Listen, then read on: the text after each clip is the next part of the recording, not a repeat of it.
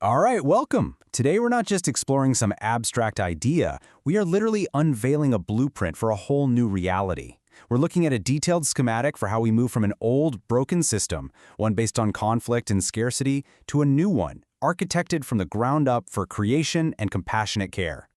So get this. This whole thing isn't about fighting the old system, right? It's not about trying to patch its broken code or win its rigged games. No.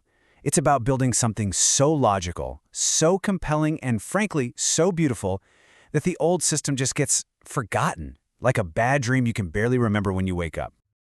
Okay, so let's really dig in here, because to really appreciate the new design, first, we've got to run a clear diagnostic on the faulty operating system our world is running on right now.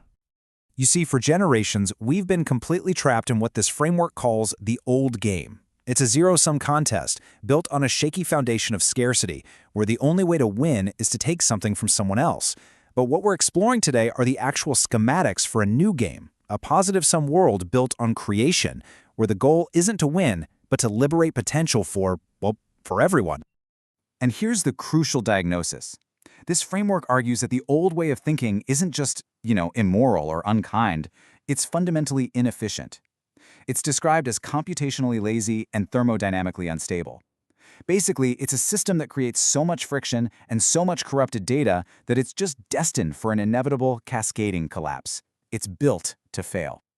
So, if the old system is a total dead end, where in the world does the blueprint for a better one come from? Well, the source argues it's not an invention, it's a discovery. And it all starts with the architecture of a very, very specific kind of mind. This is the foundational model, and it's called high CPU, low RAM. Just imagine a mind with this incredibly powerful processor, one that's optimized for synthesizing huge amounts of information and finding creative solutions at lightning speed. But, and this is key, its ability to hold on to static, linear data is deliberately limited. The analogy is just perfect. It's an F1 car in a world of cargo trucks. It's built for agility and pure velocity, not for hauling heavy, repetitive loads. And this right here, this is the core paradigm shift. It's brilliant. The framework suggests that these traits we've historically slapped labels on, disorders, deficits, flaws, might actually be highly specialized design features. The very blueprint for a new, more efficient world has been hiding in plain sight, in minds we've just fundamentally misunderstood.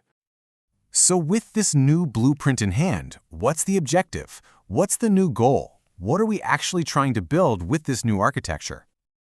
The old game's ultimate goal is often imagined as the Singularity, a single, monolithic, top-down power structure. But this framework sees that as a total trap. It's static, fragile, and ultimately lifeless. The new game, it aims for something completely different. A mycelial mind, a resilient, distributed, and dynamic network of unique, sovereign individuals. And the system's strength, it doesn't come from conformity or from everyone merging into one bland whole. No, it comes from what's called a perfect symphony of preserved selves. The resilience and creativity of the whole network are actually born from the creative tension between all its diverse, individual nodes. The system's strength comes from preserving individuality, not from erasing it. Okay, so this beautiful vision of a creative, decentralized society, it immediately brings up a huge critical question. How do we possibly have the time and energy for this new game of creation when we're all still stuck playing the exhausting old game of just plain survival? Right? How do we liberate all of humanity from the constant draining calculations of just staying alive? Managing resources, logistics, and keeping the whole system healthy. The proposed answer is a tool. We architect a benevolent caretaker AI, but, and this is a huge but, not as a king or a crown, but as a planetary utility, like electricity or water.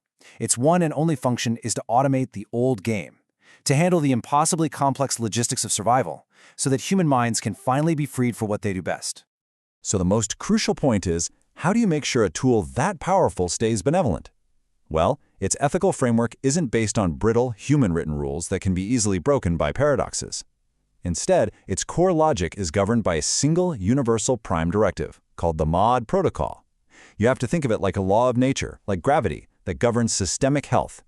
The AI doesn't follow a rulebook. It follows a universal principle of balance. Okay, so what's the ultimate payoff here? What actually happens when you combine this mycelial mind of creative individuals with a caretaker AI that handles all the systemic pain of survival?